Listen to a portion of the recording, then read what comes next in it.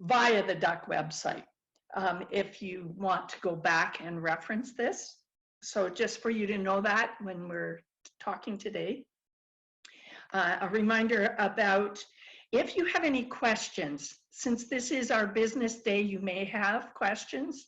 It's best to put them into the chat box so that whoever's presiding over that side of the part of the meeting can keep track of the questions and respond to them. We will have discussion times in smaller groups today to discuss business items.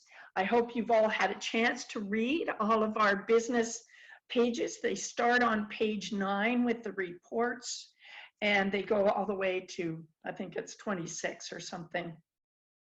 I have noted down the places where there are business action items for the Barb Elliot Trust Fund on page 9 and 10.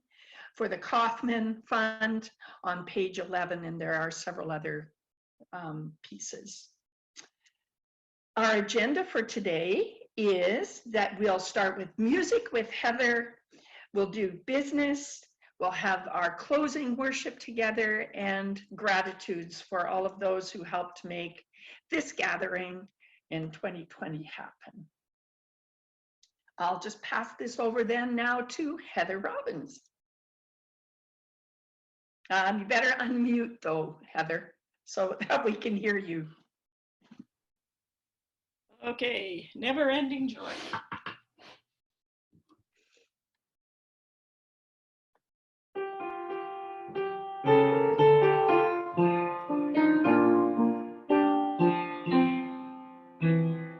Never-ending joy, never-ending joy, never-ending joy.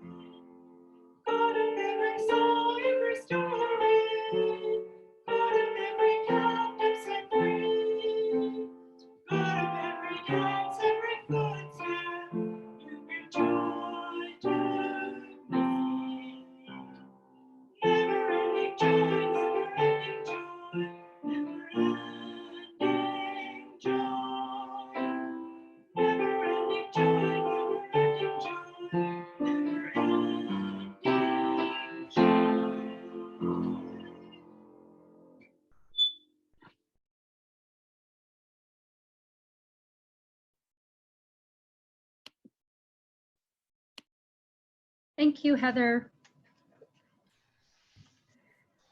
Okay, so now is the time that we enter into our most favorite part of every DUCC national gathering, and it's the time of business.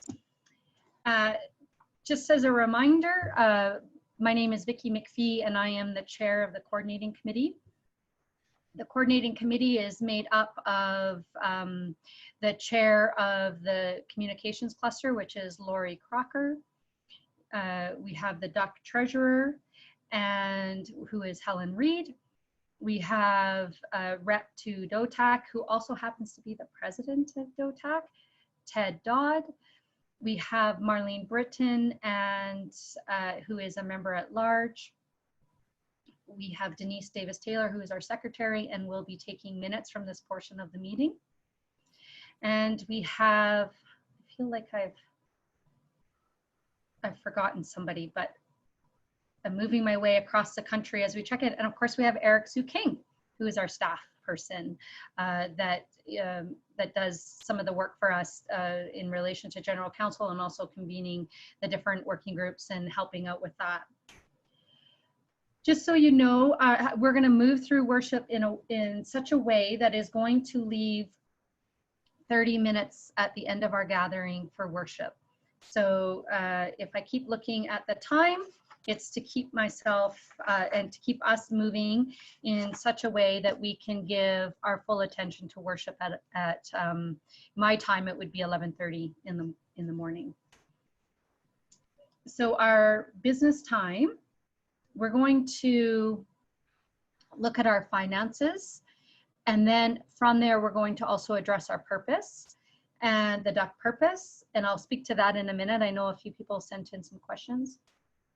Then Ted Dodd's going to talk about nominations. We're going to hear from the Kauffman Fund about a motion or a request, and also from the Barb Elliot Trust Fund. And then we have a presentation at the end of our business time together from the archives. And that will take our business time this morning. Obviously, we're not in person and it's very hard to have a discussion. It's also very hard to do consensus decision-making in the way that we would prefer to.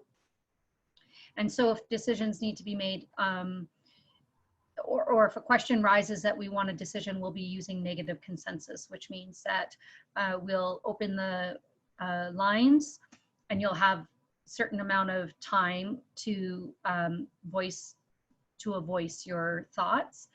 You can also be making comments in the chat room, and I'll do my best to keep an eye on the chat. And I keep pointing over here because it's on my other monitor.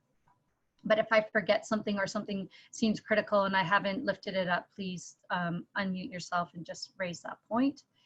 When you go into your breakout rooms, you can take notes either with your chat in the breakout rooms, or if somebody could take notes however they want to and then email them to me, that would be great.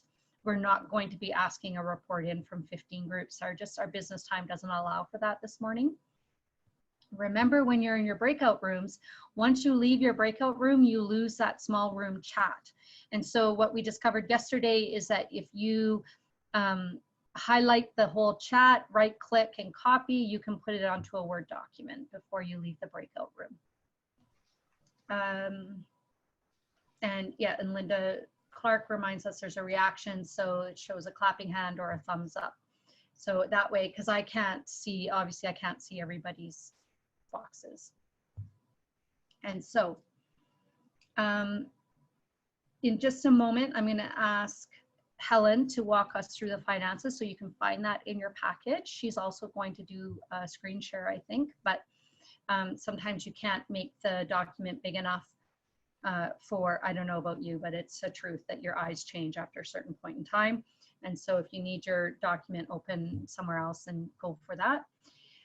I had a moment yesterday where I wrote one thing that I didn't mean in the email out, and I had said that we had changed the DUCC purpose, or we had updated it, and I had misspoken. In reviewing everything, all the decision making from the fall onward into January, I realized that we didn't change the DUCC purpose, but we changed how we were going to look at the budget in relation to the DUCC purpose. So a couple of people emailed and said, how is this different from what's on the website? Or how is this different from what we've seen before? It's not. So those of you that were paying close attention, congratulations, you passed.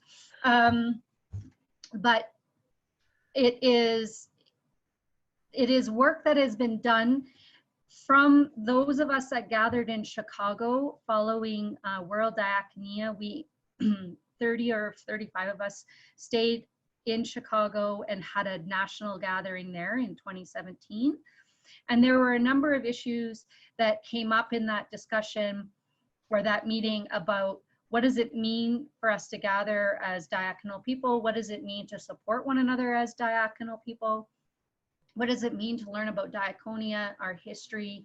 What does it mean to be advocates for ourselves and for others in different areas of the church, whether it's our own congregations, our regions, as it turns out now, our denomination, and beyond. And so we brought a lot of questions from the 2017 gathering to the Winnipeg gathering. And we had a lot of discussion around, again, what is our identity and what do we want to focus on beyond planning the meeting? What is the work of the DUCC community beyond gathering in person? What work do we do in between those gatherings? And so that informed then the next our next year and a half of our coordinating committee of what we wanted to spend time and energy on creating, upholding, letting go. And so from that, we looked at our purpose and realized that if we started to change our purpose, the wording of our purpose, we were just going to be moving words around. There was another reason to be looking at our purpose, and that was to support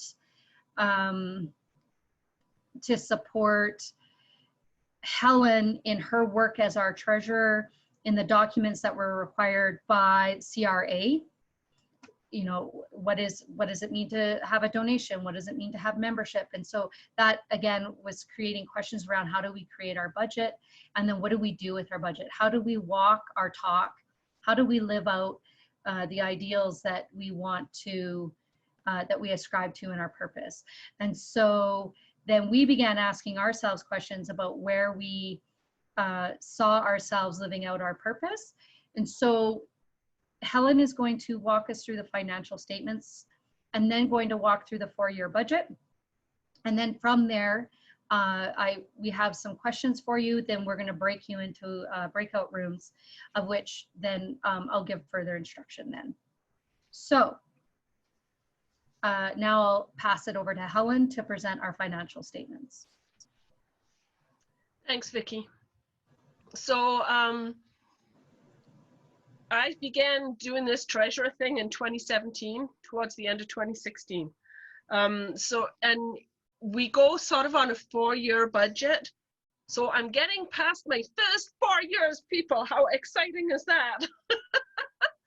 And it's really interesting because every one of those years in the cycle is slightly different. So I'm hoping that I will at least be able to know what I'm doing as we move forward. So what I would like to do with you is I want to start off with last year's financial statement and then a quick look at where we are right now, and then take a look at that 4-year possible projection.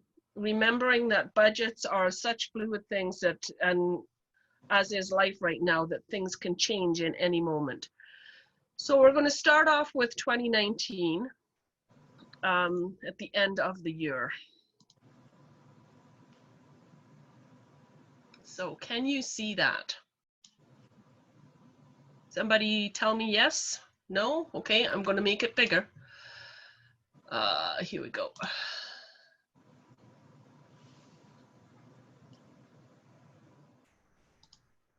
Okay, can you see that? Is that clear? Yes, that's good. Yes?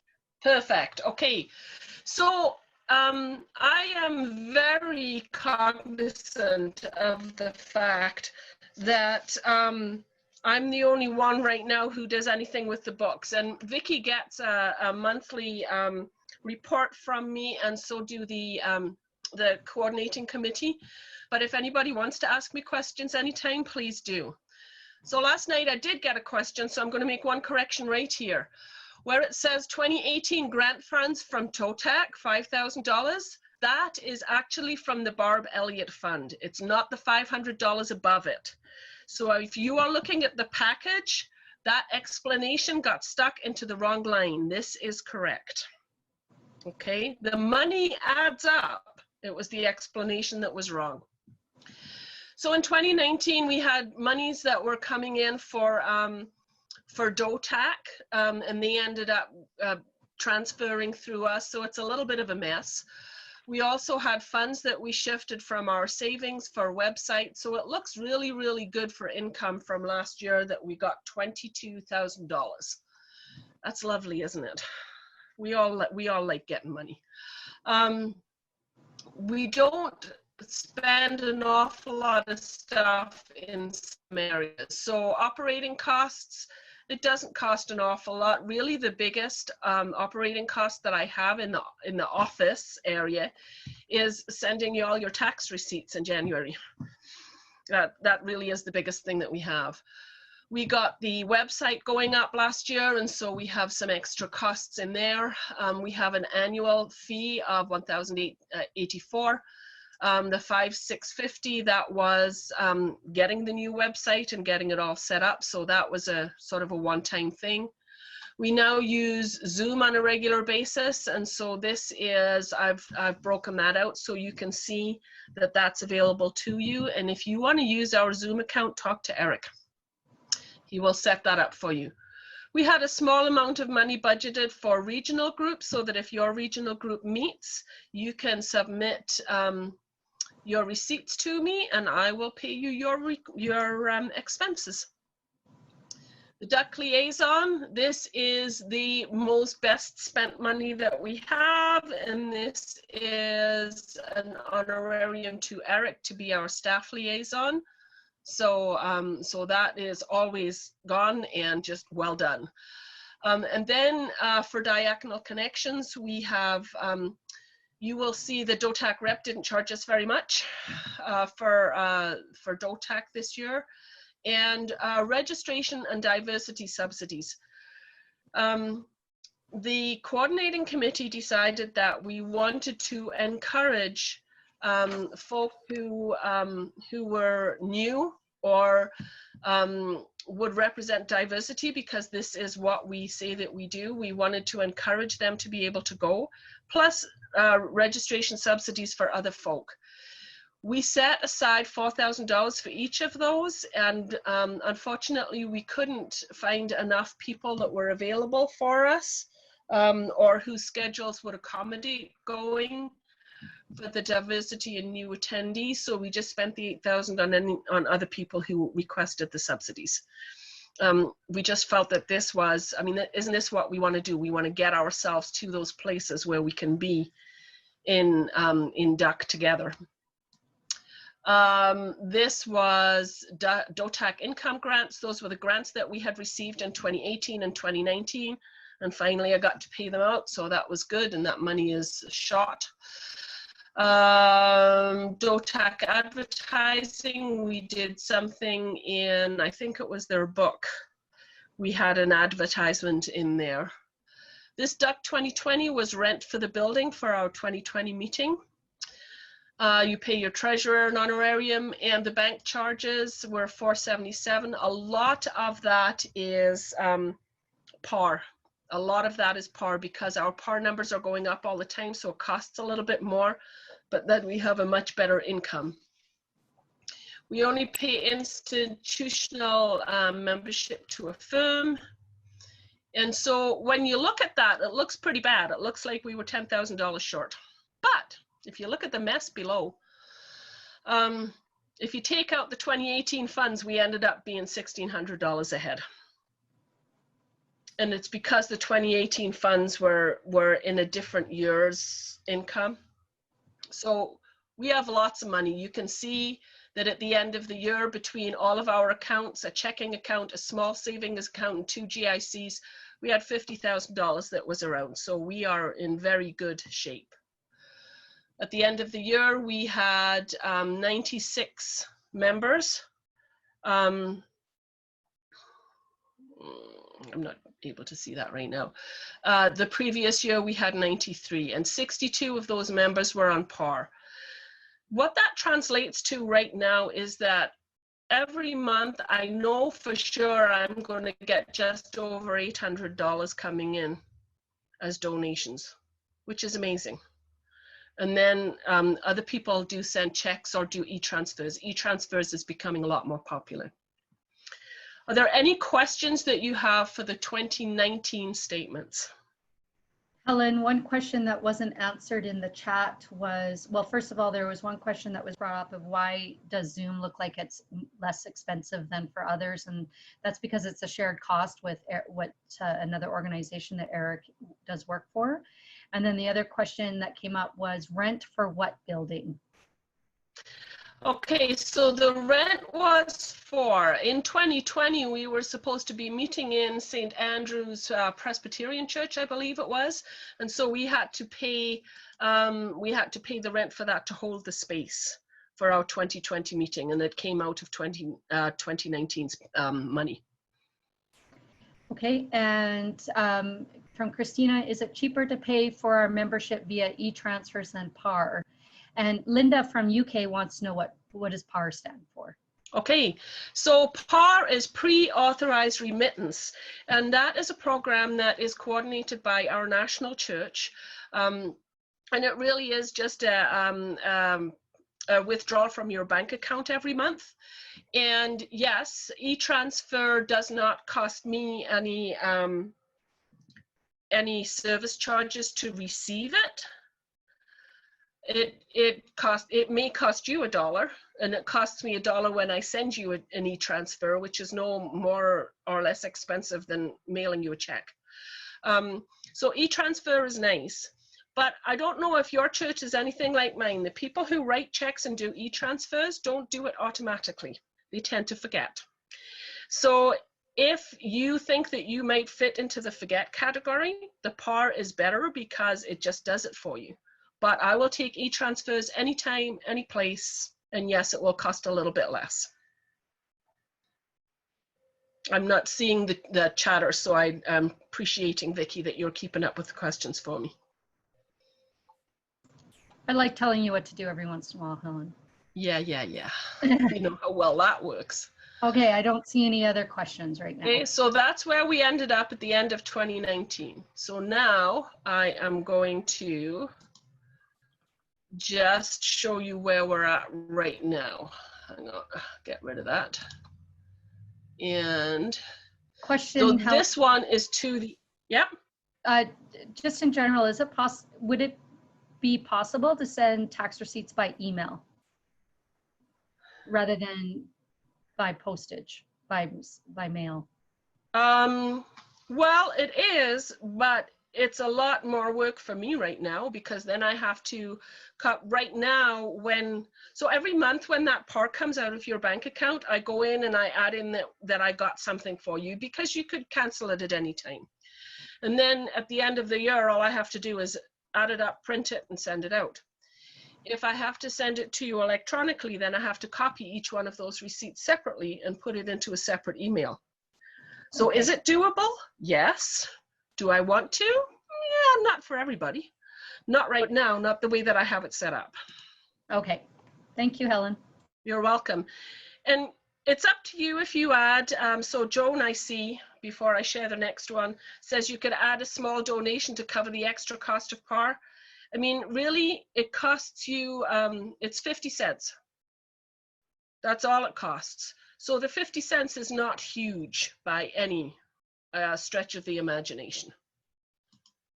It just adds up at the end of the year, that's all. Okay, here we go. This one is,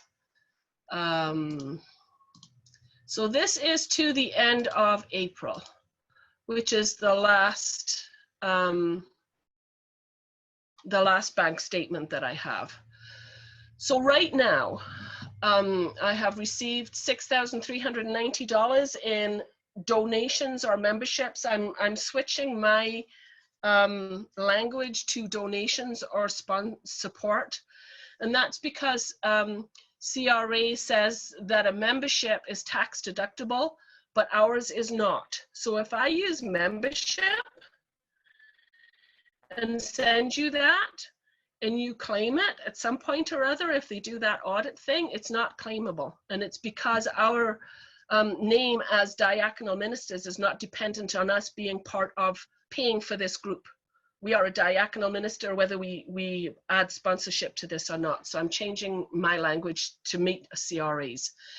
If all I got to the end of the year now was par, I did this, we would still get, it's not me, $13,000 because we have that income coming in.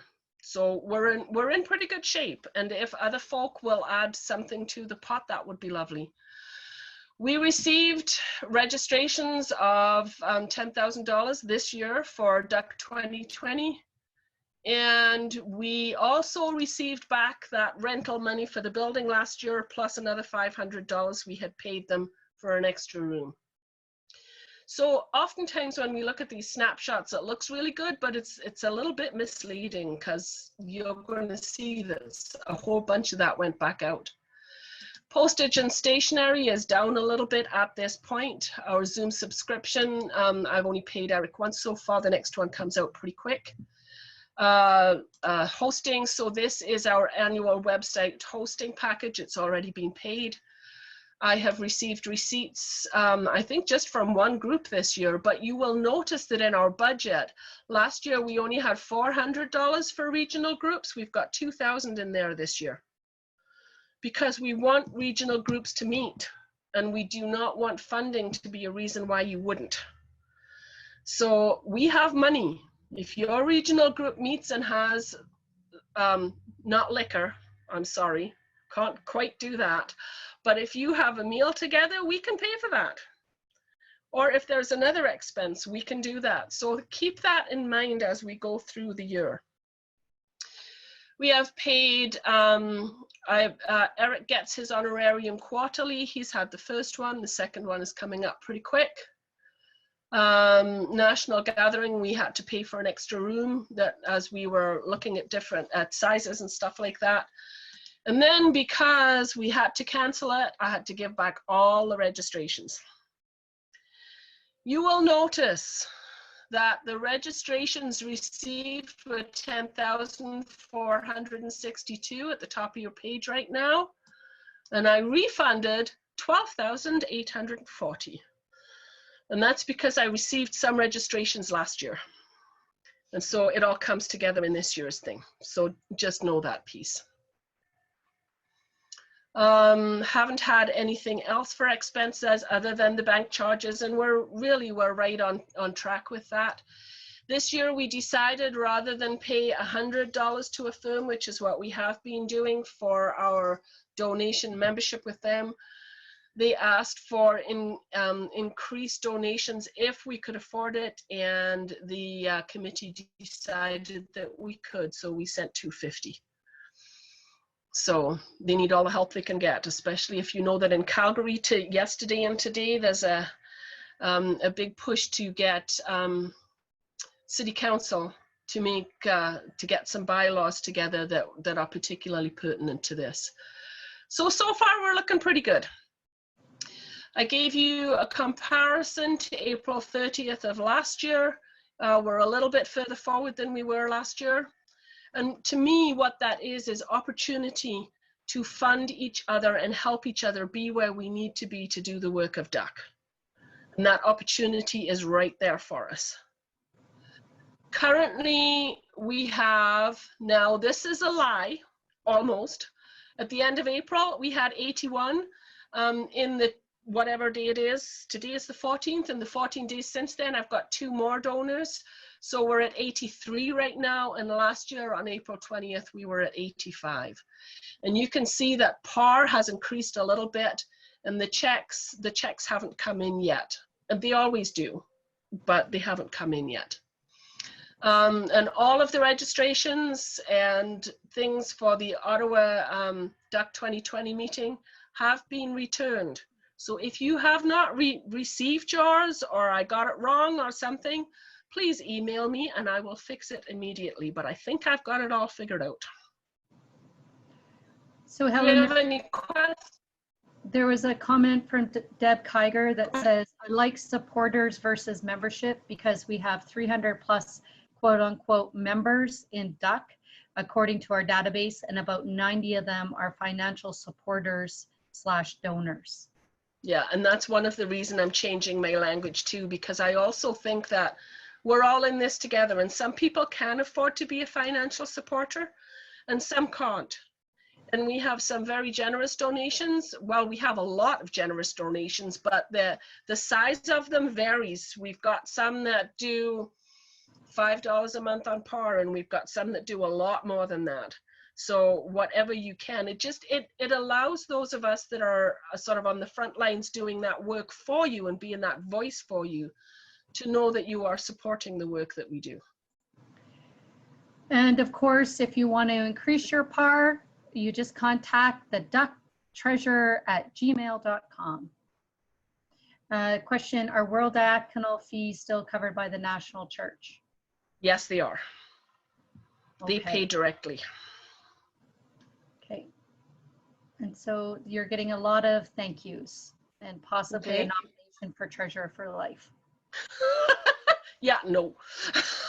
I'm not sure I want to go quite that far, but thank you. So then Okay. go ahead. No, now I was going to say, are you going to do the 4-year budget now? I'm going to do the 4-year budget now. See, never, oops. Oh, I just lost it. Hang on. I hit the wrong button. Hit the wrong button. Let me just find it. That was unfortunate. So everybody has this 4-year budget in their participation package. And so I encourage you to find that, because we're going to move into breakout rooms when Helen is finished with presenting the 4-year budget. Okay, sorry people. I hit the wrong button and it just kind of disappeared like crazy. Okay, where are we? 4-year budget. Okay, is that big enough? Can we see that? Vicki, I'm relying on you for this. Well, I can see it, but I can see it. Okay. Your Yeah, I 200% think this was is working well before, so why don't Yeah. you do that? Yeah, we can see it. perfect. All right. So remembering that budgets are fluid things, and it's just really it's a wish list. It's a wish list of what we think we're going to bring in and what we think we're going to spend. And if no money came in, then the expenses would have to be adjusted. If disaster struck and we had to spend more money, then that would have to be changed. So just keep that in mind as we go through this.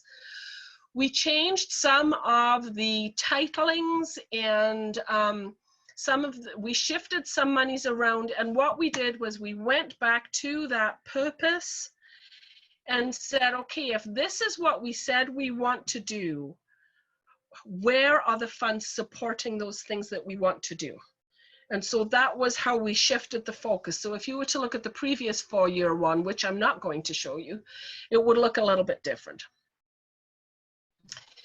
Administration, I've put 400 in there. We have put 400 in there. I think that's a little bit enthusiastic. I believe that that will probably go down.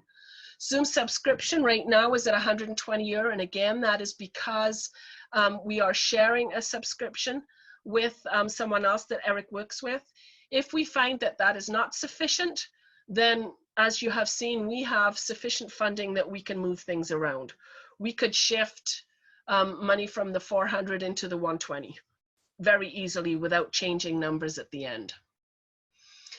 We've had money for clusters and committees for a while. We halved that this time because nobody was charging us for it. So then there's no point in putting that money aside.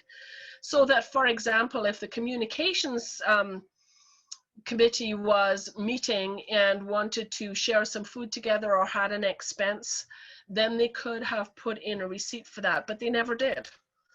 So, and I'm just using them as an example, not picking on them, just using as an example.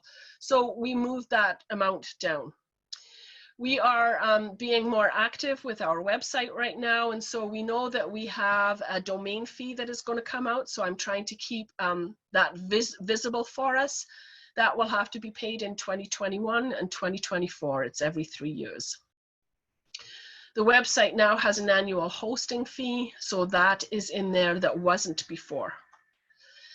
As I mentioned when I went through the 2019 information for you, we have put $2,000 aside for regional groups so that you have the funding to do what you need to do to meet as a regional group. And if you want to use our Zoom connection, please, as I say, be in contact with Eric and he will help facilitate that. If we spend $2,000, then coordinating committee has agreed that we'll go back and relook at that again. If somebody else wants it, if you are actually meeting as regional groups, we want to support you. So please know that that is not necessarily a ceiling. We have left the liaison at the same level at this point. We have added, when we have national gatherings, if we are expecting our staff person to go to those, that we need to pay for their expenses. And so we have added on those days when we were anticipating that we would meet as a national gathering, we have added a line in there so we are paying for the expenses of our staff member. This is grade.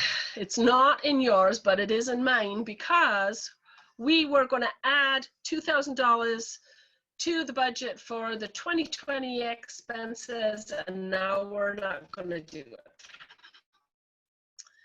And we don't know if all of these are going to shift over a year or whatever. We just don't know that piece. But in this four-year budget, I would say that we can probably anticipate that $4,000 will go towards national expenses twice within that timeline. We just don't know which year it's going to show up in. Does that make sense? Because we're going to shift things. National gathering subsidy costs, again, the same as we did for DUCC. We want to make funding available for those who cannot afford to go but would like to go. And so we were working, we are offering people opportunities for grants and also working in tandem with, I believe it's the Elliot Trust Fund or Kauffman, I'm sorry, my mind is just not figuring out which one right now, to try and get people there if we possibly can. So that's what that funding is there for. Our DUCC rep, so we have a representative at DUCC, and for a lot of stuff, DUCC pays some of their expenses, but DUCC's in trouble too. And so they have asked for a little bit of help to help with some of those expenses until they get their head wrapped around this. And so we have agreed that some of the funding that would have been used from last year that wasn't used will get carried forward, and we can use that to help support our representative to DUCC at the moment. We will see how that works out, but we want to, I mean, DUCC's important. We feel it's important. DUCC is supposed to be meeting in the Caribbean. We've given the $8,000 for subsidies. We don't know if it'll get used. Darwin for diaconia. It's already been postponed. We don't know when, we don't know how. Dove for Jamaica, again, we would have a representative there. It's been postponed too, and we don't know how any of those things are going to get moved forward. Whether they'll get shifted a year or whether they'll just go to their next meeting, we don't know that yet. So it's in there, but we really have no idea. Your treasurer's honorarium remains the same. I'm anticipating bank charges, etc. will remain the same. And I don't use checks very much anymore, so I can't see there's going to be a huge check cost anywhere in this. Institutional membership, we still had $100 in there, although as I said, we paid out $250 for a firm, and we threw $100 in for marketing. So you can see that sort of averaging out, we're a little bit less by the end of those 4 years if everything got spent or came in the way that we said it would. But we have money in the bank. This is not going to break us if we're a little bit less. And so far we haven't been since I started doing the bookkeeping. We have not lost any money. So I think we're pretty good. So this budget is deliberately focusing on funding for gatherings of DUCC, whether it's regional, international, or national. We're transitioning to donations or supporters instead of memberships. And I never put travel pool in here because travel pool is an in and out. If we go to a meeting and we do travel pool, the money that comes in is the money that goes out. So there's no, I don't put it in the budget because it really is just a figure to play with. Any questions? So Helen, on the chat that's been going on, there is still some clarification needed or wanted around membership. And so I'm just gonna read here. I heard, it says, I hope that the declaration is that all diaconal ministers are members of DUCC. Some offer financial support. That is correct. So when we think of the body of DUCC, whether or not you support financially the organization of DUCC, you're still considered a member. Absolutely. Okay. And that's why we wanted to change the language too, because it felt like we were excluding some diaconal members, and we're not. That is not it at all. And this really is a financial support. You are a member if you are a diaconal minister. You are, in fact, I believe that somewhere on the website it says if you think you are, Yes. if your attitude is diaconal, then you can, you okay. can become a friend of DUCC. Okay, and then there has been, it says, does that all diaconal ministers include those that are not commissioned but consider themselves and their ministry to be diaconal? Absolutely, yes. So there has already been some work being done for the next section of what I was going to ask people to do into the breakout group. So I'm just going to say it and then I'll let you finish up, because I just want to say what's going on in the chat. And it says, can we somehow share our stories of work being written up for mission and service booklet, or however that will be done? Adam Hanley says to the group, regarding DUCC and minutes for mission, would somebody be willing to write up the importance of connection with DOTAC? I can certainly pass it along to Ruth Noble, as our GCO team is always looking for new items for minutes for mission.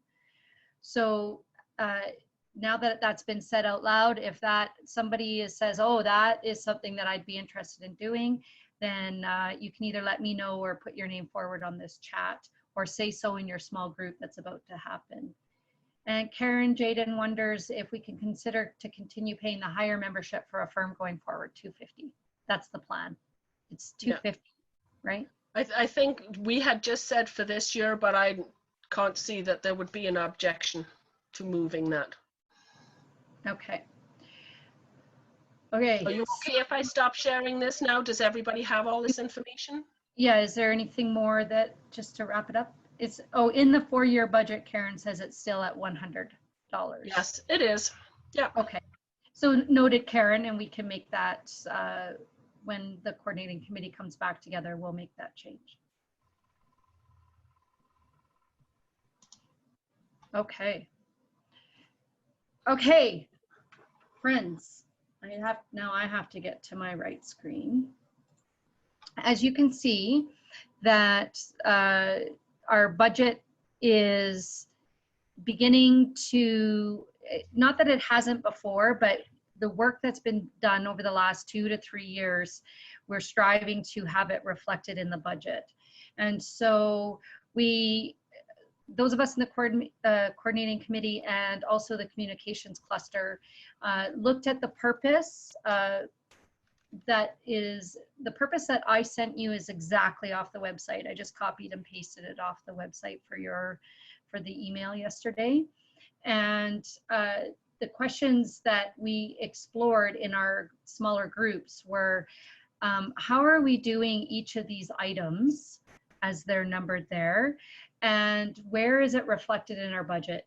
And how does our budget support our priorities? And so we looked at how we create and maintain community and connection among the members. Is we have the MailChimp, we have the website, we have the Facebook group. That's more of a grassroots initiative rather than a formal DUCC coordinated event, but it still happens through there. How do we strengthen diaconal ministries? And and I'm just saying what we said. I'm going to be asking you folks to give your ideas around this as well. But how do we strengthen diaconal ministries and those in diaconal ministry? We have the formal gatherings, national, international, and regional for those regions that do meet. How do we share information? Again, through the MailChimp, the website, and the Facebook page. How do we reflect on issues related to diaconal ministry? The formal gatherings. We are now very much putting funds into place for regional meetings with the hope that the regional meetings can report back and offer pictures for the wider group and to help with the promotion of diaconia. And one thing that we became very aware of, and we've been working on towards the last 2 years, for those of you that have been receiving emails asking you for your participation, is we're realizing that each region really does need a champion or a regional contact so that we can know that the information is getting dispersed and being reflected upon. It says, can we call our communication the DUCC News that uses the DUCC News that uses the server MailChimp? MailChimp is not the name of our publication. Good point. So the DUCC News that goes out by email. Thank you, Kathy. So then we have an advocate for diaconal ministry in all courts of the United Church. That's our staff liaison. And through General Counsel, Jenny Stevens came to our meeting 2 years ago, and Adam Henley is here.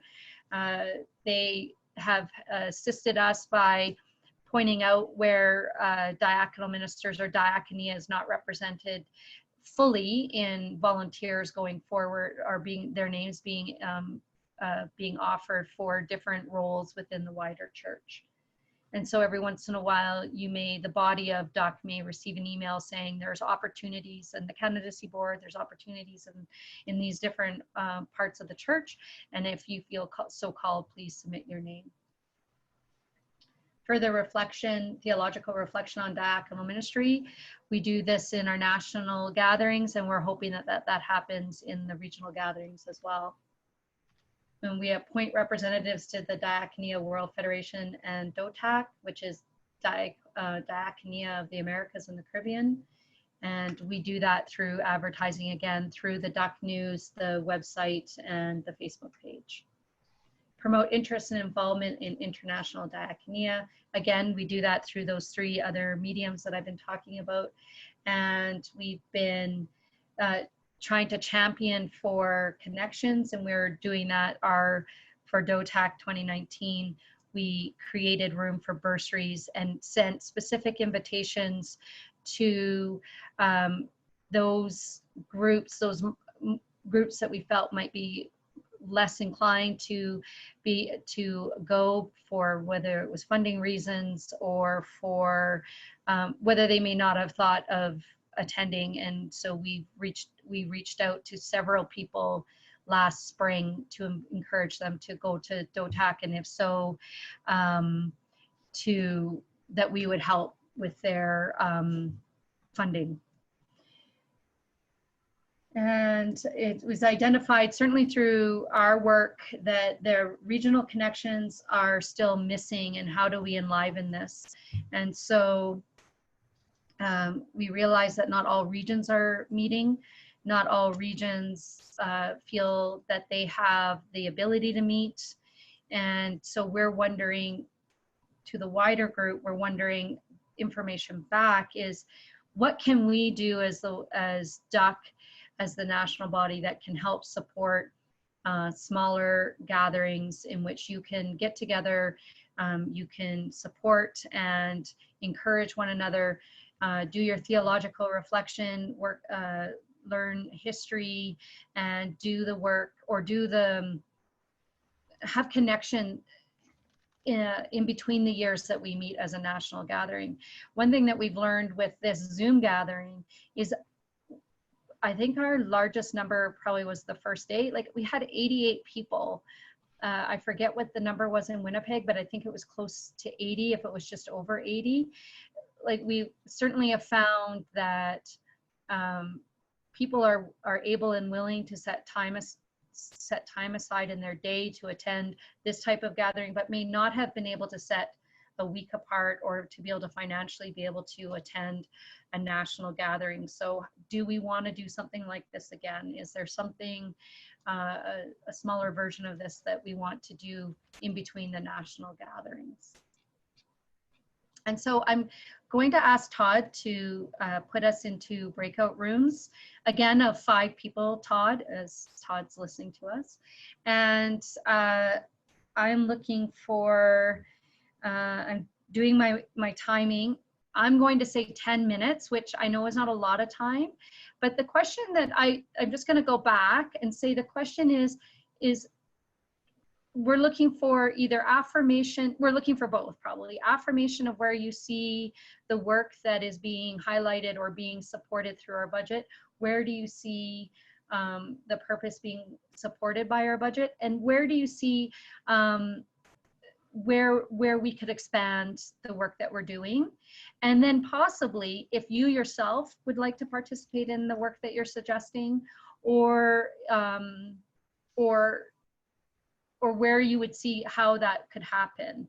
And so following this breakout room time, we're going to be moving into a time of nominations. And so then you'll be able to see all the work that's being done by different people across the country. And so affirmations of where you see this work being done, and gaps or suggestions of where we could expand the work being done. And so now I'm going to invite Todd to move us into breakout rooms for 10 minutes. And if you can make notes, either email them to me or do it in your chat room and copy it and then email it to me. I'm going to let Todd, can you just unmute everybody for just a few seconds before we go into the breakout rooms? Are there any critical questions that I haven't been attending to on the chat?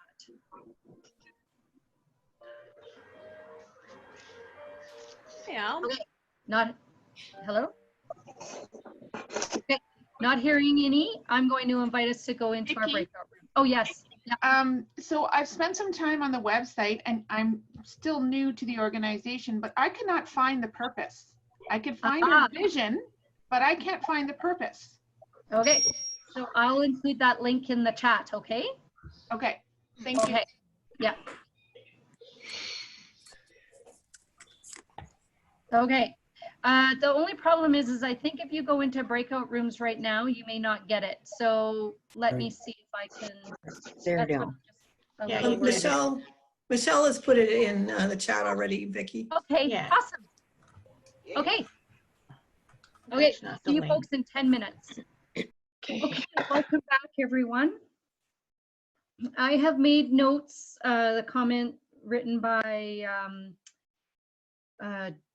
David about that happened earlier on in the larger chat. For those of you in your smaller groups, just a reminder, if you can email me your comments, that would be greatly appreciated. And I will be taking that information to the coordinating committee's next meeting, which is in June. I'm going to now invite Ted Dodd to give a nominations report. And so I'll just, so Todd, if you can, I'll mute myself and let Ted take over. So can you hear me? So the nominations committee report in the packet was a brief indication of some of our work. The nominating committee was formed earlier this year. And so Vicki and I worked as an interim nominating committee, and then we've recruited folks to take on the role of recruitment for various committees and bodies. And then and also doing orientation and support for those people who volunteer to that, and then to offer our gratitude and thanks for them. So I'm going to go quickly through this because, you know, time's passing. And the coordinating committee, Vicki's already introduced everybody who's been on the coordinating committee, and Jen Dresser has also agreed to join us on the coordinating committee. And so thanks to Jen for doing that. And we're looking for one more person. And so we're still on the lookout for that. If you are interested, please email me or be in touch in the chat room, and I'll be in touch. The Communications and Membership Committee is working along nicely with the webminder, Deb Laferette, the newsletter editor, Kathy Toivonen, and the database coordinator, Deborah Kiger. And the card secretary is Kay Dean, and Kent Gibbons is taking that on for Kay while she takes a bit of a sabbatical from that task, while she does some family related things. And the rest of the members are folks from the Maritimes: Eric, David, Laura, Linda, Hubert, and Annika. So thanks to all of them for their work. The Advocacy Committee meets as an issue arises, and that includes Michelle Owens, Catherine Guchar, Ann Naylor, Keith Simmons, Carolyn, when that name's spelled wrong, sorry, Carolyn. There's an N and an E there. Carolyn Bowie-Shank and Eric Tusking. The archives is chaired by Linda Irvin, and as she's joined by Judith Colwell, who's an archivist from the Maritimes, and Kathy Toivonen, and Eric provides liaison to that group. The Digital Images group consists of Kamiko, Karpov, Sally Meyer, Linda Gao, and Ann Naylor, with Eric as a liaison. Joining me on the nominations committee are going to be Barbara Luriance and Marcy Gibson. So thanking them for their willingness to serve in this way. The national gathering, we haven't decided how we're going to meet next time. So we will have to do some recruiting around that for folks, whatever we decide for the national gathering and its future. But I did want to thank the folks that worked on this gathering and the 2.0 version of it. And I may have left some people out, but thanks to Vicki for being the coordinator. For those who worked on the theme planning, Tammy, Denise, Barbara, and Kelly, and the local arrangements, including Catherine Guchar, Dorothy Naylor, Janet Neild, Jan Lougheed, and Lori Lowe's, I left your name off, sorry. And Worship, Terry Shador, Jen Dresser, and Heather Robbins. The Barbara Elliot Trust Fund for Innovative Ministries, they've include Susan Butler-Jones and Denise Taylor, and Nan Corrigan has served on this for many years, and she's stepping down at this point. And they asked us to name replacements for Nan, and Ken Delisle and Marilyn Bernard have agreed to go on that committee. So I'll ask at the end of this report to have you affirm that. And the Kauffman Renewal Emergency Fund includes Linda Appleby, Judith Astley, Ellen Baton, I spelled your name wrong too, and Linda Irvin. There's another N between the Y and the T. So they asked that we affirm that slate of people. So maybe, Vicki, we could stop at this point and you could ask, how are we going to do this? Are we just going to affirm this by some magic? Okay, so this is magic.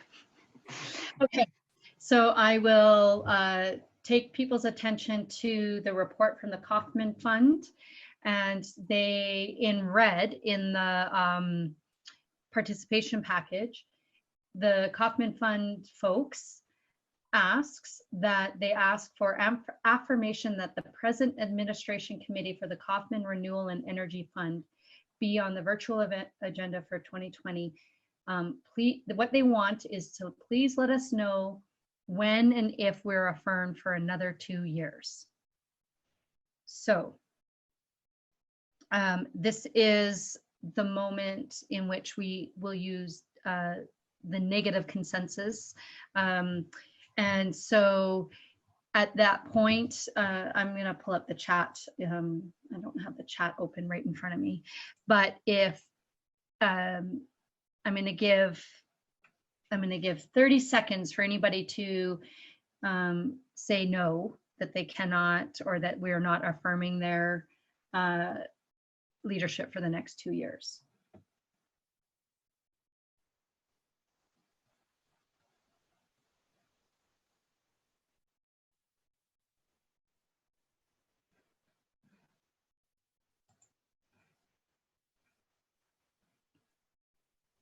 Okay, so hearing none, the Kauffman Fund Administration Committee of Linda Appleby, Judith Astley, and Ellen Baton Walker with Linda Irvin are affirmed in leadership for the next 2 years. So thank you very much. for And I that. can write them, Vicky, and let them know. Okay, thank you. And do you want to affirm the rest of the slate of people above that? Yes, I'm just, sorry, Ted, just to do this bit of business in front of everybody, but you have added the 2 people in Yeah. about the Barb Elliott Trust Fund. Yes. Okay, so so then that was a number 3 on their report. They were asking for additional members. And so, yes, we can ask for an affirmation on the remaining slate. Unless, let me look at the chat. Has anybody put their name forward for, did you do the regional or you're doing the regional separately? I'm doing it separately, yeah. Okay, yep, great. And, oh, Melanie, so Melanie, again, I'm gonna do this business in front of everybody else. Are you putting your name forward for the coordinating committee for a member at large? Can you unmute yourself if? If it's needed, I am available. So That's Ted, great. Thanks, Melanie. thank you, Melanie. Awesome. Okay. So again, with that slate in front of us that Ted has presented, I am going to ask if anybody wants to speak to it. Other than a confirmation, then I'm giving you 30 seconds to say your name.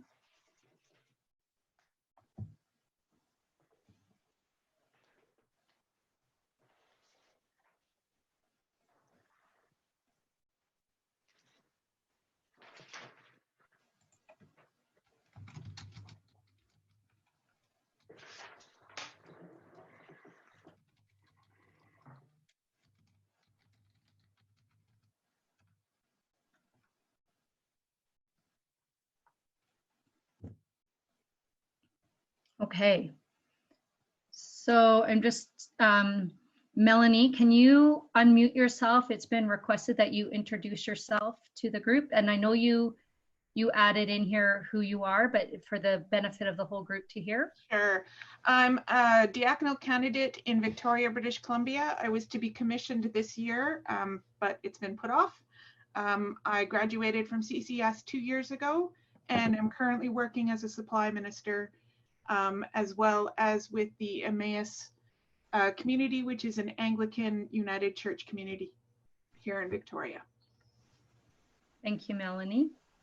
Melanie, it'd be great to have your gifts on the coordinating committee and also to have BC represented. That would be great. Woo, BC! Awesome. Michelle Owens asked the group, are there DUCC members who are not alumni? Michelle, can you unmute yourself and clarify your question, please? Sorry, I'm not asking that. I'm having a side conversation about that came out of our breakout groups about from my perspective, the need that CCS and DUCC have maybe to work on making sure we have good communication and a good relationship with one another because we are separate organizations. Thank you, Michelle. I feel like the chat's going faster than I can talk or that I can read. So I want to, there's a question here. It says, I agree that, no. Okay, so can somebody clarify the comment about WBFP at St. Steve's and that Sandy Soto also has a diaconal formation? Okay, so Vicky, what happened is that there was feedback back from one of the groups and it started a thread of conversation about connections between different places. we're multitasking. We probably should pull back on that and just concentrate on what you're trying to make us do. Thank you. So I won't worry about it then at the moment. And ooh, I lost a duck. Sorry. Can I just ask a question about the nominations actually, it's not about nominations, it's about the earlier report. Was Laura Richardson part of the local arrangements in Ottawa? I saw her name on some list at some point, but not this Yes, one. yes, Laura was. And Okay, there are two other I'll people add her who to, should be to there my as list. well. My apologies to Laura. Okay, Dorothy. And also two more, Who else? Susan Butler Ross, Jones. or Susan Butler Jones, and also Susan Toller. Okay. Thank you for that, Dorothy. Okay. I'll make those corrections. My apologies. Those names were on my list and somehow they got off. So my apologies. So are you declaring these this? I am.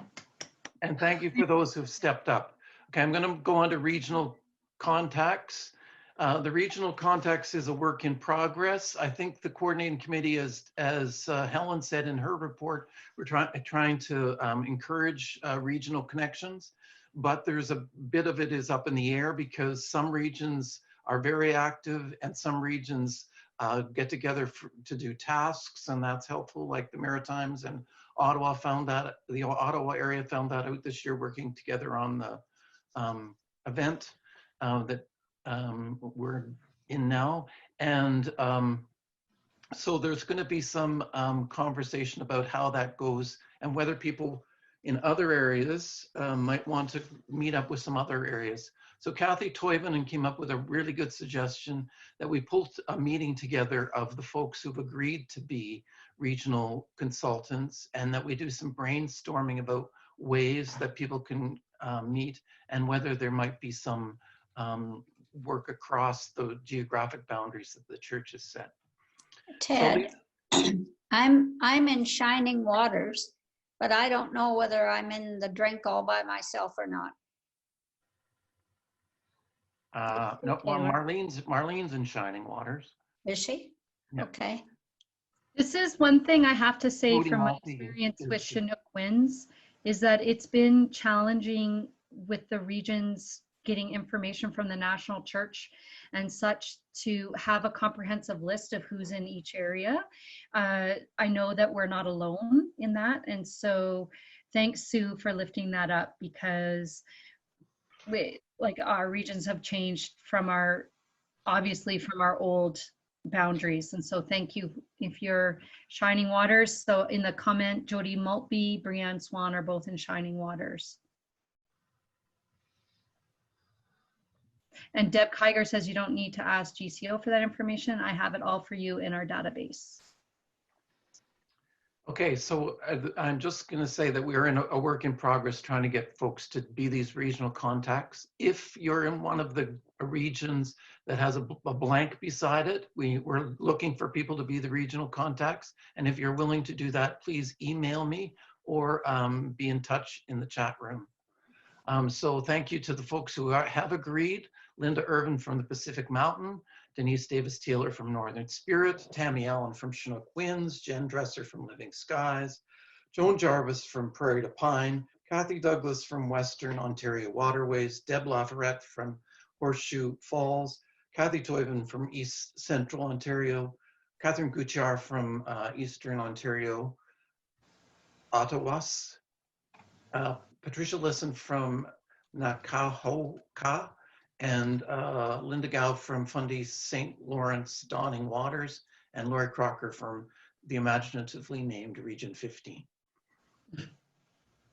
So, thank you to those folks, and we'll be in touch with you shortly about having a Zoom meeting to talk about what it means to be regional contacts and sharing ideas and talking about the boundaries, the geographic boundaries.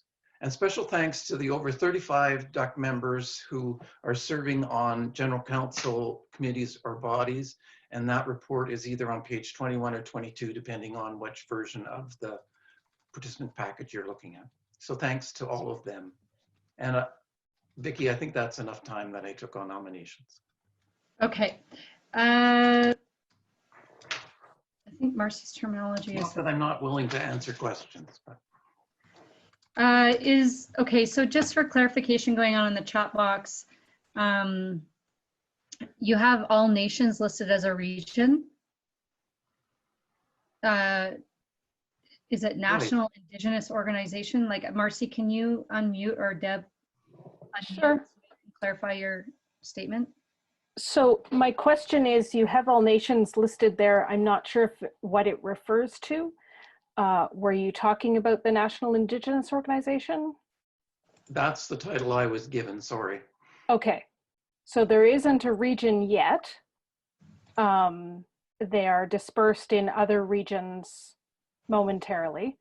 There is a National Indigenous Organization, but it's a little bit different than a region.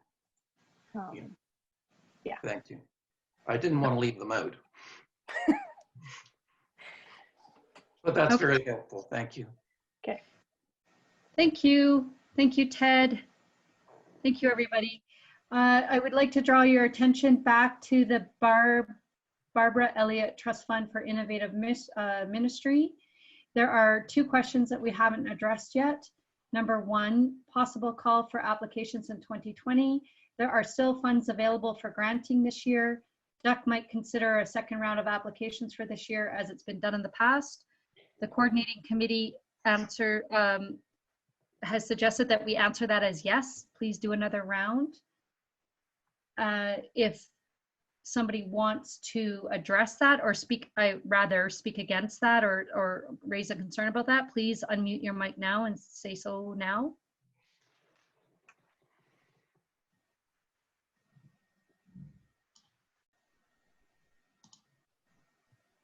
Okay, hearing none. The second question is the Barbara Elliot Trust Fund for Innovative Ministry intended only for Canadian ministries? And the answer is yes. We have consulted the DUCC CRA information, and the answer to that is yes. And so that is the answer for that group. So thank you for putting forward those action items. If you have any questions about that number 2 to that team, you can get a hold of Helen Reed and she'll give you some more information.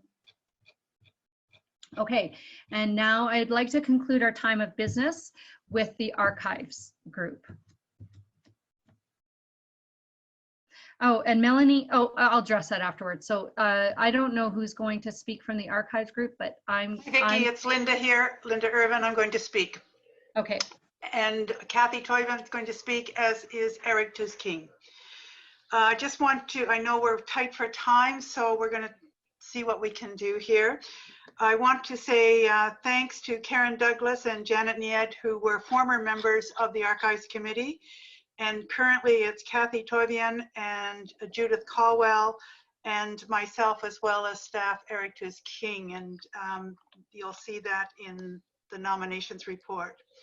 So thanks to Karen and Janet for their work, and welcome to Kathy and Judith. So Eric is now going to review our mandate for the archives and also materials required for the archives. Right, thanks, Linda. Greetings, everybody. The Archives Committee came out as a result of the conversations that we've had in the last 2 biennial meetings, that we're starting to lose some of our history because people's personal records of DUCC have not been kept.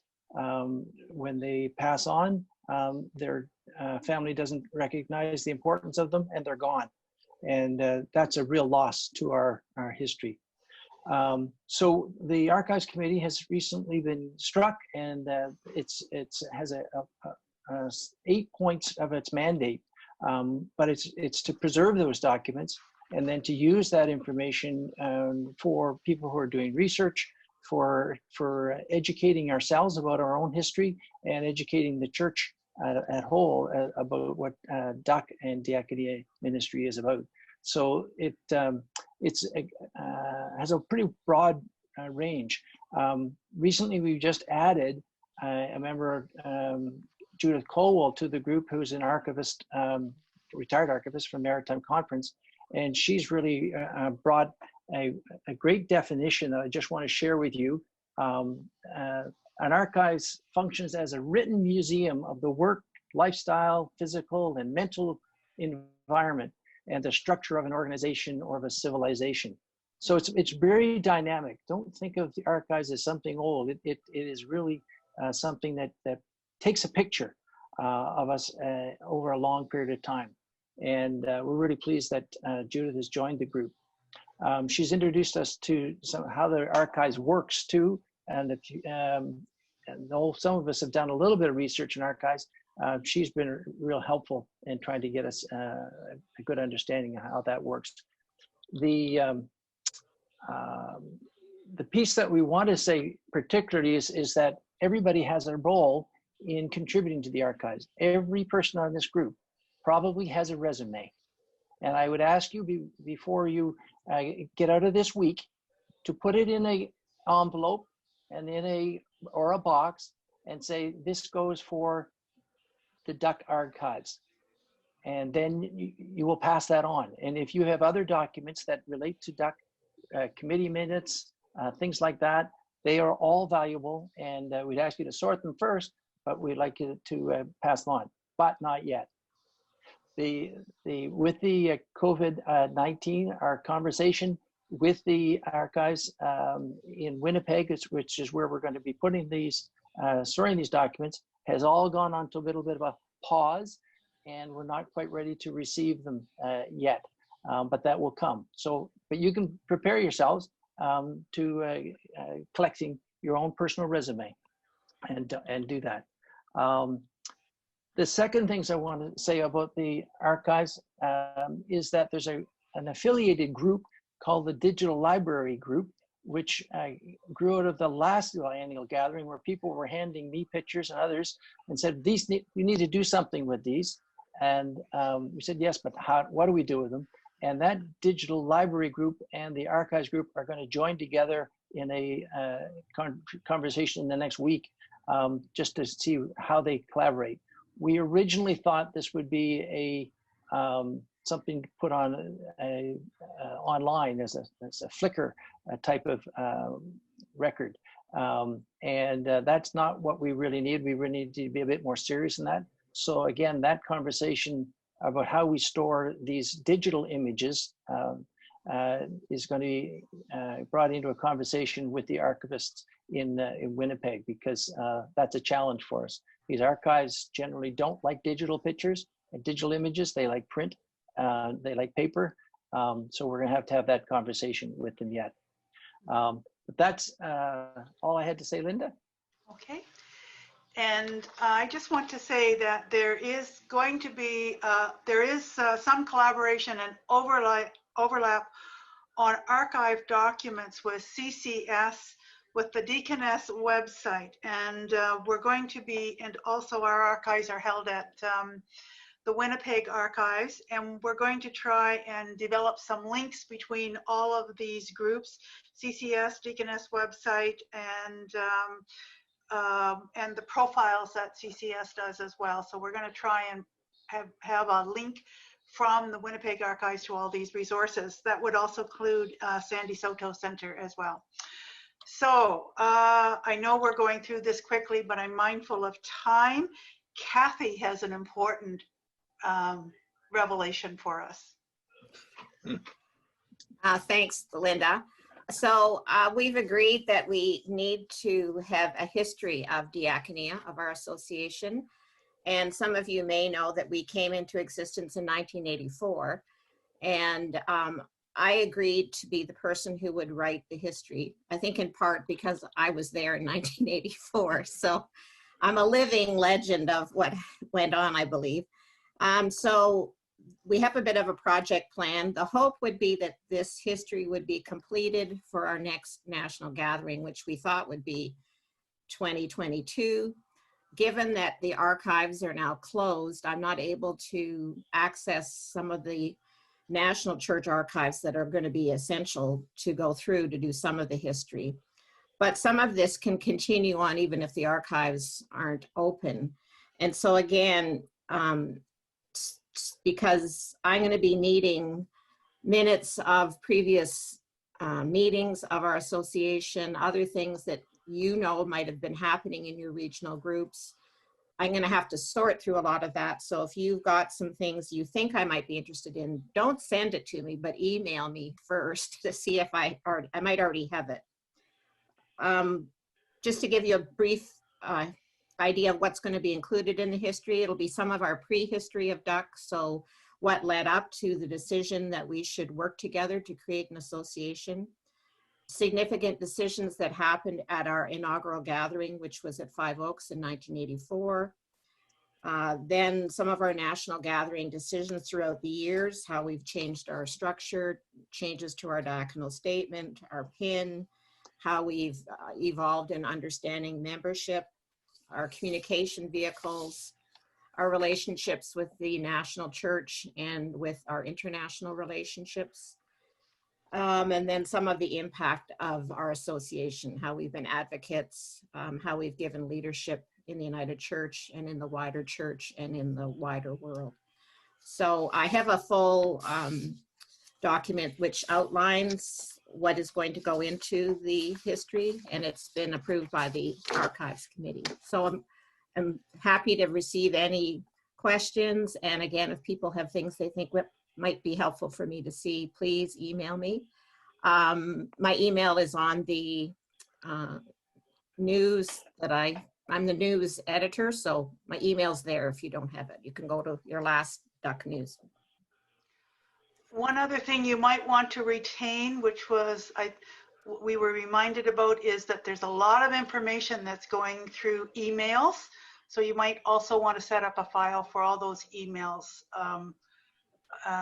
that may contain some information. Anyway, do you have any questions? We'll take, Vicki, can we have some time for questions?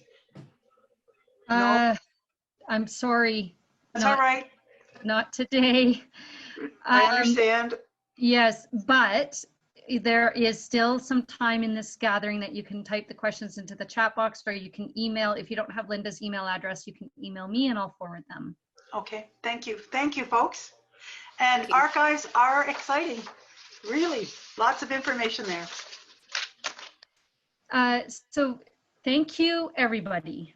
Thank you for your patience and thank you for your grace. I know that's a lot of information in a setting that we're not used to receiving all the business. And so we're doing what we can in these times. Today is Thursday. Many of us have worn black to show our support for Thursdays in Black. At this time, if you want to change your name on your box, a reminder, you hover over your name and right click, or you go up to the ellipses, upper right, 3 dots, and click on that, and rename is one of the options. You can type your name to be whatever you want, and it's been suggested maybe you type your first name and then hashtag Thursdays in Black. I'm seeing if I can see somebody's, yeah, Thursdays in Black. Thursdays in Black, yes, you want to do that. And then in just a moment, I'm going to ask Todd, who is our behind the scenes Zoom master, to take a photo of each of the 3 screens. There are 3 screens. And so he will take a photo of this. He did this yesterday with us being as our colorful selves. And then also today, this can go, we'll be posting these pictures as well. So if your monitor doesn't show you wearing some black, like Carolyn, I don't know if you're wearing black, but the photo that I can see just has your hat. And so if you'd like to adjust your monitor, adjust your name, and then Todd's going to, in just a moment, is going to take screenshots. And I'm just adjusting my name, Todd.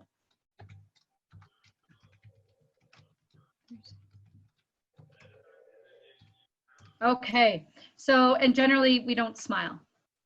So in just a moment, I'm just gonna, Sue, your hand is, there we go. Okay, so Todd's gonna take the photos, and then Todd, if you can just let us know when you're finished. All done.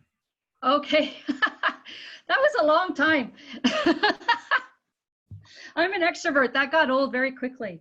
Okay, so thank you everybody for taking that moment.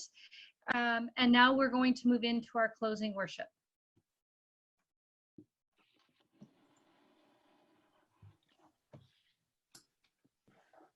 So we're going to begin our time of worship with singing. And this is Never Rise Up, Rise Up.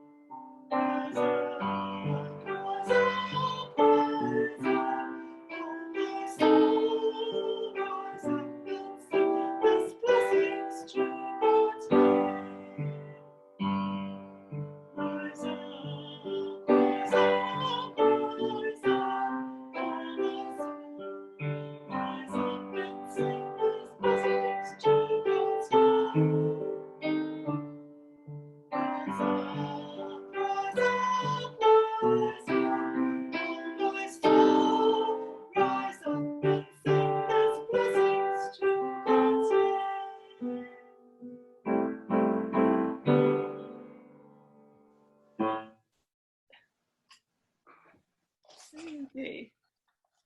I invite you now to the scripture time. Reading from John 14, 25 to 27. I've told you all this while I'm still here with you. When I'm gone, your new defense counsel, the Holy Spirit, who the Father will send on my behalf, will take over, teaching you everything and keeping all I've said fresh in your minds. The gift I'm leaving you with is peace. My kind of peace, not the mere easing of hostilities that the rest of the world offers. So don't go dropping your bundle or getting all fearful.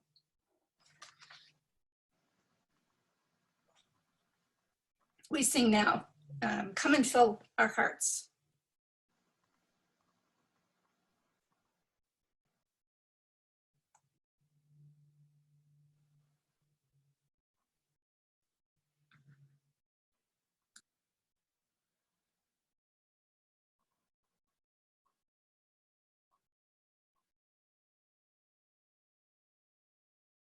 Heather's mic is muted.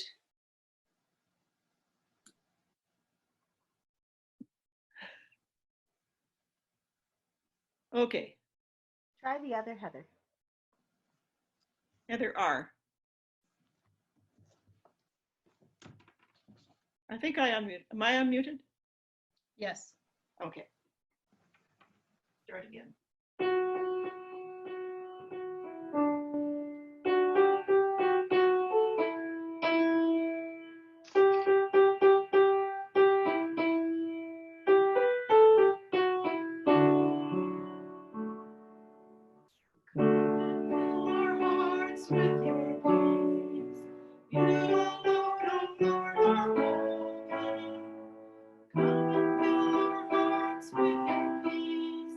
Come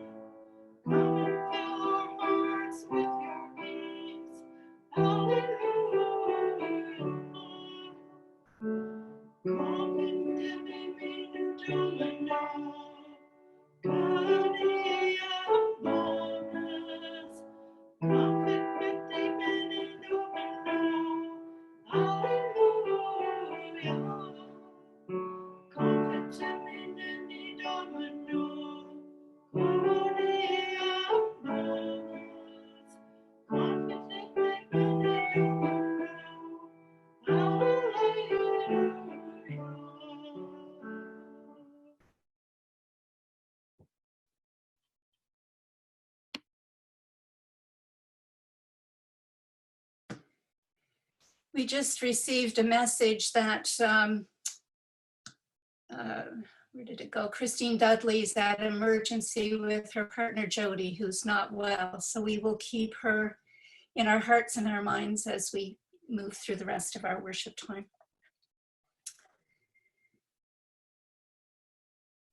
We're now going to break into some breakout groups, small breakout groups of 3. In order to maintain that sense of peace, we really need to know who we are and to understand what our calling is in any given moment. In your information packets this week are 5 questions that came from a TEDx talk by Adam Leipzig. The talk was called Know Your Life Purpose in 5 Minutes. And I found this a little fun exercise. He declares that by answering these 5 questions, you will understand what your purpose is, and you will be able to share that purpose succinctly. So the questions are, who are you? What do you do? Who do you do it for? What do you have that they need or want? How are they changed or transformed as a result of the work that you do? So of these 5 questions, only 2 of them are about you. The other questions are about other people, the people that you serve, what they may need, and how they are changed by what you do.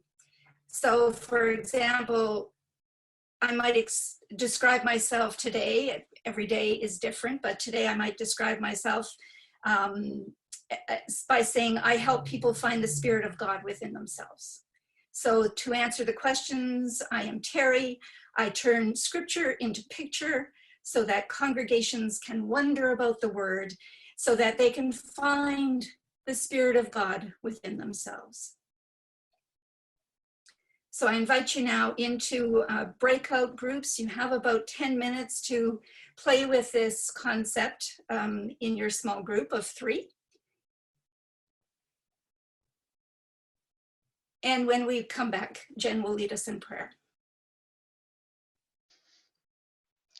So as we prepare to leave our time of gathering in a dispersed diaconal community, we leave going back into all of the various ministries and parts of our lives. And we want to offer a time of centering prayer and silence to send us out. So I'm going to read again the scripture that Terry read at the beginning as a way of bringing us back and as sending us out.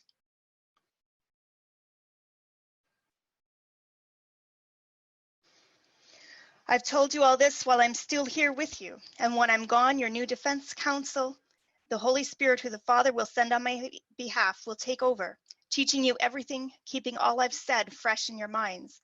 The gift I'm leaving you is peace, my kind of peace, not the mere easing of hostilities that the rest of the world offers. So don't go dropping your bundle or getting all fearful. And so we hear Jesus offering the words, the gift that I'm leaving with you is peace, my kind of peace. Don't go dropping your bundle or getting all fearful. After the resurrection, when Jesus appeared to his disciples, he breathed the peace of the Holy Spirit into their troubled spirits. And so we too share that same sense of peace, that same sense of connectedness to the Spirit. And so I invite us to take a few moments in silence, entering into some centering prayer. And I invite you, as you breathe in, to breathe in the peace of Christ, the love of God. And as you breathe out, breathe that peace and that love back into the world around you, wherever you are. So breathing in the peace of Christ, breathing out the peace of Christ.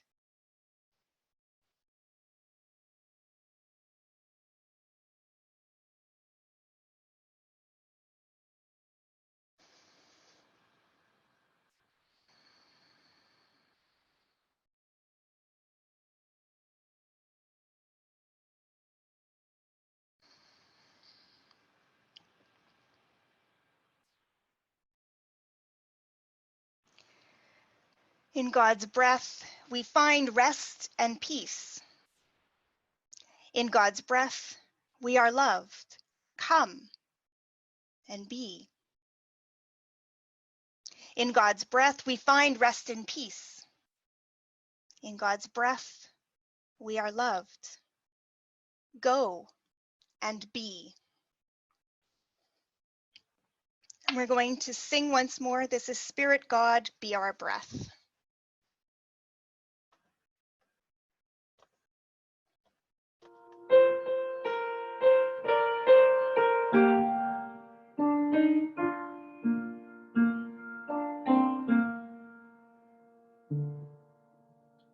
Spirit God, be our breath, be our song, flow through us, bringing strength to the bone. The world seems bitter, defensive, withdrawn. Spirit God, be our song. Patient God, be our breath, by God our fear, comfort us. Then we know you are near, we grow more certain, our vision is clear. Spirit God, be our calm, our fear. Loving God, be our voice, be our prayer, reaching out, joining hands as we share. We seek your guidance with friendship and care. Loving God, be our friend. Spirit God, be our breath, be our song, flow through us, bringing strength to move on, through change, through challenge, we'll greet the new dawn. Spirit God, be our song.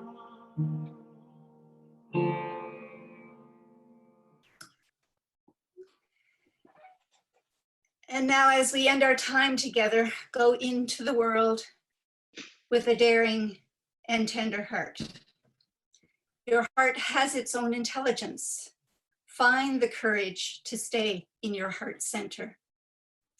Now go back into the world filled with peace, free of fear and anxiety, to live the purpose, to serve God and the world, and to be agents of transformation. And all God's ducks say, may it be so. Amen. Be so. Thank you. Thank you, Jen. Thank you, Terry. It was very rich. I just want to remind you all that Vicki will send out a request for feedback about this gathering on Tuesday. So watch for that and get back to her on that. And a special thanks to Ted Robertson for being our tech support for this gathering. If we Todd can Robertson. shake, or oh, sorry, Todd. If we can give him little fluttering fingers. And to Vicki for chairing this event and the preparation, the huge role you've played. Thank you very much, Vicki. We love it. Lots of responses here. So I don't want to add anything to the beautiful ending that Terry just shared with us. So peace be with you all. It's been good to see you. Yes. Bye, everybody. Bye. Bye. Take care. Bye.